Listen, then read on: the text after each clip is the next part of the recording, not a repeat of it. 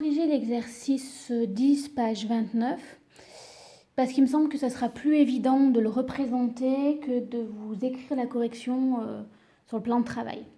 Je vous marquerai quand même les réponses, mais pour tout ce qui est explication, je vais le faire ici. Donc on vous dit, dans une classe, il y a 30 places. Donc moi, je vais le représenter.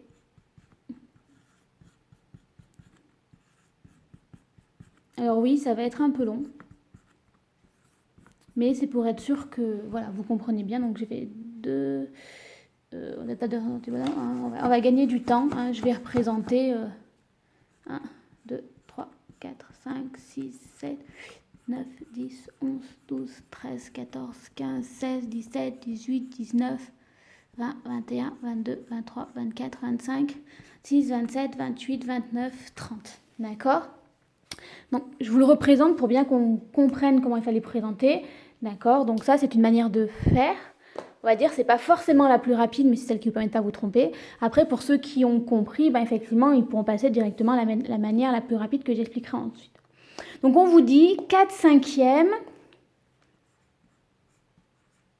de la classe est remplie. 4/5. Déjà, on sait que ce nombre-là, ici, il nous indique en combien est-ce qu'on a partagé nos places. Ça veut dire qu'en fait, on a voulu faire 5 groupes. D'accord ? Ça veut dire que on a comme si on avait partagé la classe en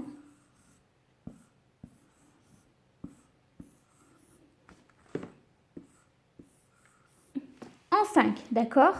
Donc moi, j'ai 30 places, il va falloir que je les partage de manière équitable en 5. Donc on va se dire 5 fois quoi est égal à 30, puisque j'ai 30 places, il va falloir que je les partage, parce que je ne veux pas en avoir 2 ici, pas en avoir 10 ici, pas en avoir 7 ici, d'accord ? Je veux que ça soit équitable, c'est-à-dire que si là je mets 2 places, je veux 2 places ici, 2 places ici, 2 places ici, 2 places ici, d'accord ? Je veux toujours partager de manière équitable, donc je me dis 5 fois quoi est égal à 30 ?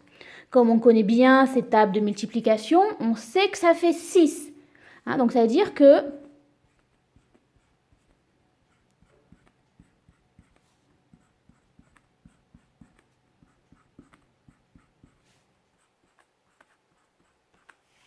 voilà, c'est-à-dire que mes places là, si je devais les organiser dans des groupes de 5 par exemple, voilà, j'aurais 6 places ici, 6 places là, 6 places là, 6 places là, 6 places là.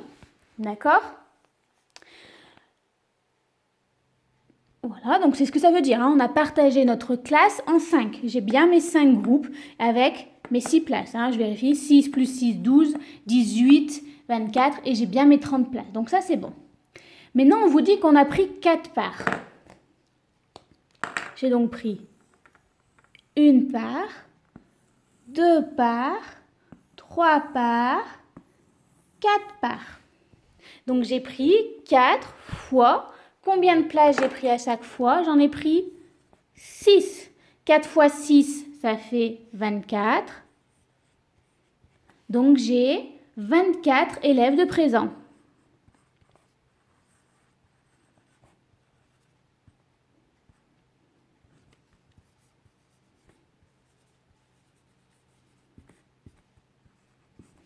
D'accord ? Ensuite, on me demande les élèves qui sont absents. Les élèves qui sont absents, c'est la partie que je n'ai pas pu prendre, d'accord ? Donc, combien est-ce que j'ai d'élèves absents ? J'en ai 6. J'ai 6 élèves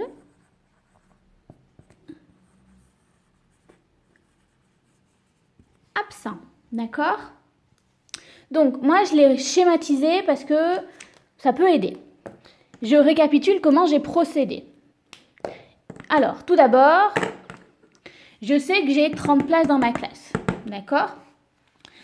Et j'ai réécrit ma fraction. Je sais que le nombre du bas, ça me dit que j'ai partagé en 5, c'est-à-dire que j'ai fait 5 groupes. Vous voyez, je les ai refaits ici. J'avais fait 5 groupes en rouge. Dans ces 5 groupes, je retrouve mes places qui sont ici, d'accord ? Moi, ce que je souhaite, c'est partager de manière équitable. C'est-à-dire que je ne vais pas avoir 3 places là, 7 ici, 2 ici, 10 ici et 8 ici, D'accord ? Non, je vais avoir le même nombre. C'est-à-dire que si je mets une place là, j'en mets une ici, j'en mets une ici, j'en mets une ici, j'en mets une ici. comme maintenant vous êtes quand même en CM2, vous savez que si on partage en 5, 5 fois quoi est égal à 30, c'est-à-dire que je peux mettre 6 places dans chacun de mes groupes. Si vraiment vous aviez du mal, on peut refaire comme on fait en CP, hein, et en CE1, on prend une place, on en met une dans chaque groupe.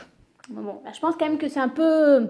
On peut aller plus vite, d'accord? Donc, on sait que dans chacun de nos groupes, on a 6 places, d'accord? Donc, une part, ça correspond à 6 élèves, d'accord? Moi, on me disait que ma classe était remplie au 4/5e. Ça veut dire que je prenais combien de parts? J'en prenais 4. Donc, une part, 2 parts, 3 parts, 4 parts, d'accord? Ce que j'ai entouré en noir, ça correspond à mes 4 parts ici. On est d'accord? Donc, j'ai donc bien pris mes 4 parts. Or, on a dit que dans une part, il y avait combien de places? Il y en a 6. Donc, si j'en prends 2, j'ai 6 places, plus encore 6 places, ou encore 6 élèves, plus encore 6 élèves. Si j'en prends 3, j'ai 6, plus 6, plus 6. Si j'en prends 4, j'ai 6, plus 6, plus 6, plus 6. Or, on est en CM2, donc si on peut faire directement 4 fois 6. Donc, j'ai 24 places. Or, vu que ces places-là, elles sont remplies par des élèves, j'ai donc 24 élèves. Ok ? Après, on vous posait la question des élèves absents. Les élèves absents, c'est ceux qui ne sont pas présents. C'est les places qui ne sont pas remplies. Qu'est-ce qui nous reste qui n'est pas rempli? Il nous reste juste cette part-là. C'est logique. On a pris 4 parts qui étaient remplies. Donc, il nous reste combien de parts? Il nous reste une part sur 5 de non remplies. Or, dans une part, il y a combien de places? On a 6 places. Donc, on a 6 élèves absents. J'espère que ça a été clair. Il n'était pas forcément compliqué, mais il était peut-être difficile à schématiser. N'hésitez pas, dans les cas comme ça, à prendre votre ardoise et à dessiner. D'accord? Il faut mieux prendre 5 minutes à dessiner et à avoir juste que ne pas réussir à faire l'exercice ou au contraire, me perdre 5 minutes à faire un exercice tout faux. D'accord? Donc voilà, pour l'exercice 10.